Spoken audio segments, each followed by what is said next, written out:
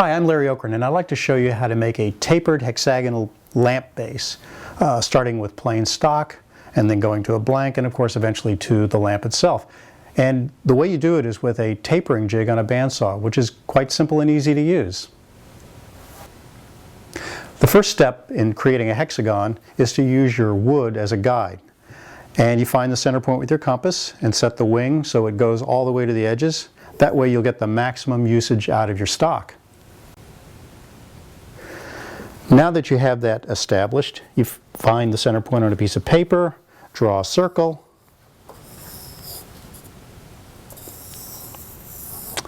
and without changing the setting, the radius setting, you start making hash marks around the circumference of the circle, just using each mark as a registration point. And just work all the way around it. And if your compass hasn't moved,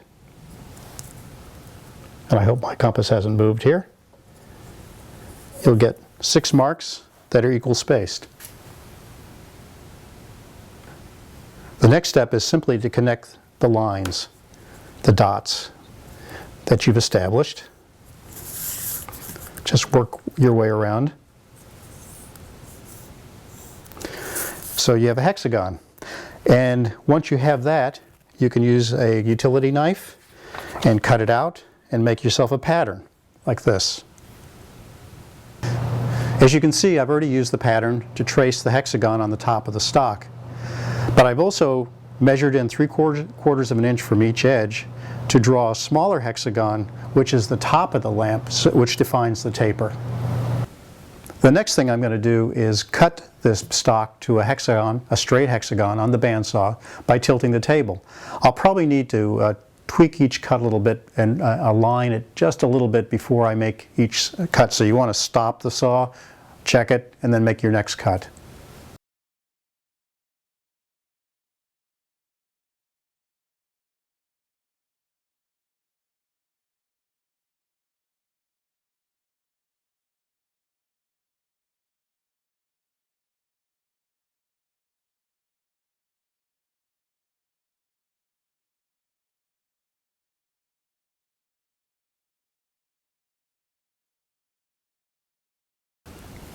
The next thing I'm going to do is take this straight hexagonal blank and turn it into a tapered hexagon.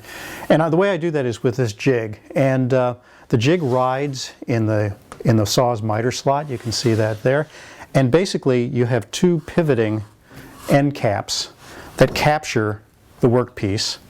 And the one in the front is closer to the blade and the one behind is flush with the back of the blade. So the first thing I need to do is just attach the blank to this back piece, and then I'll align it with the front piece. So what I've done is I've secured this rear brace so that the edge of the workpiece is flush with the bandsaw blade, and all that I need to do is screw it into the center of the workpiece. Simply find the center hole